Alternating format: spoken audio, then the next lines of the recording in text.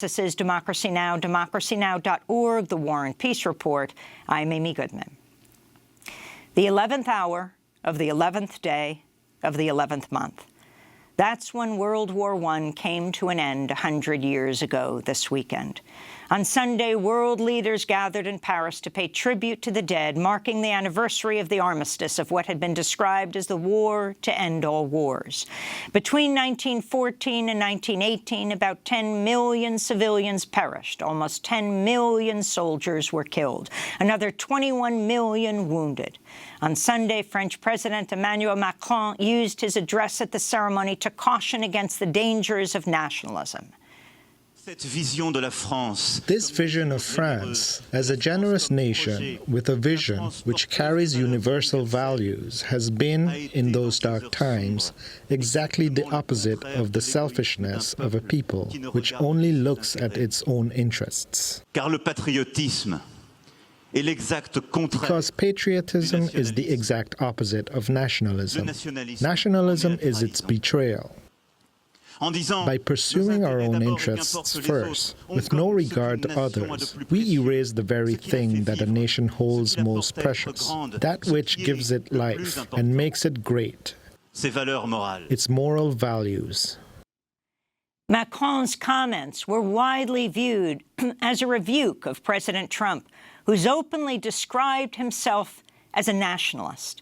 Just before the summit, President Macron also called for formation of a European army. He said, quote, "We have to protect ourselves with respect to China, Russia, and even the United States of America. We need a Europe which defends itself better alone without just depending on the United States in a more sovereign manner." Following the formal ceremony at the Arc de Triomphe in Paris, Macron and German Chancellor Angela Merkel attended a peace conference with nearly 80 heads of state, including Russian President Vladimir Putin and Turkey's Recep Tayyip Erdogan. President Trump did not attend the Paris Peace Forum, apparently the sole leader who did not, returning to the United States shortly after it began. Yes, Trump reportedly the only one among 72 leaders to skip the meeting. Trump also faced widespread criticism for his decision to cancel a visit to a U.S. military cemetery in France on Saturday because it was raining. He canceled his visit to pay honor to the U.S. World War I war dead.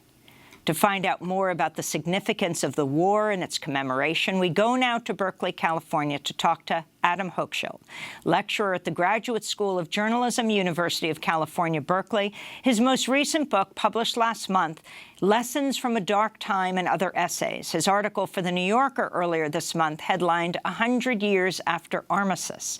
His other books include To End All Wars, A Story of Loyalty and Rebellion, 1914 to 1918, King Leopold's Ghost as well.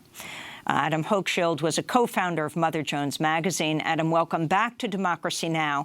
First, share your response to what took place this weekend on the centennial of World War I. Hi, Amy. It's always good to be with you. I think my main feeling was disappointment, not for the first time, with how President Trump responded to this extraordinary anniversary.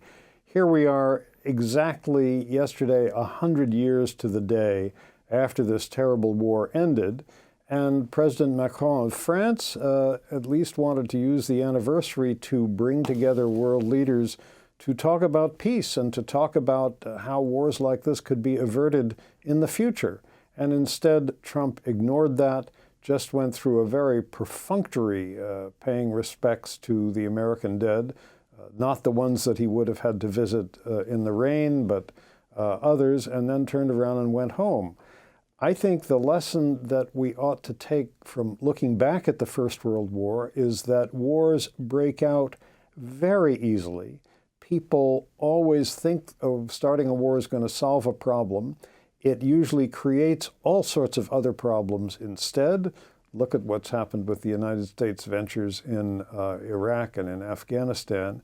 And an anniversary like this is a time for sitting down, thinking about that, talking about that, not turning your back on other world leaders and rushing home. quite something.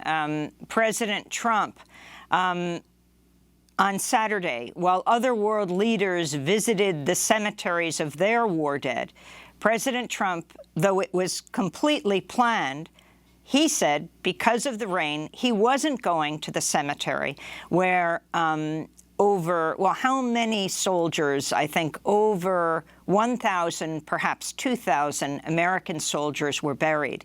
If you can talk about who these soldiers are who died in World War I. Well, these were men who volunteered and men who were drafted and who went to Europe in the last months of the war. The United States, World War I lasted for 4.5 years, from the summer of 1914 until November 11th, 1918. For the first 2.5 of those years, the United States was officially neutral, even though it was selling huge amounts of arms and armaments and ammunition and so forth to the Allied countries, Britain and France above all. But the U.S. was not involved in the fighting. Then the United States joined in the spring of 1917. It took really a little more than a year to get large numbers of American troops sufficiently trained, but starting in the summer of 1918, huge numbers of Americans, young Americans, went to France, very eager to fight, as young men so often and so tragically are all over the world. In fact, when those U.S. troops got to France, many of the men assigned to rear areas began to do what the military called deserting to the front. They had come to Europe to fight and to see glory in battle and not to be loading supplies in the rear somewhere. So by the end of the war, there were some 2 million American troops in France, and they certainly supplied an important ingredient in the forces that brought the Allied armies to victory. They were fresh and raring to go, unlike the soldiers of the countries that had already been fighting in Europe for more than 4 years.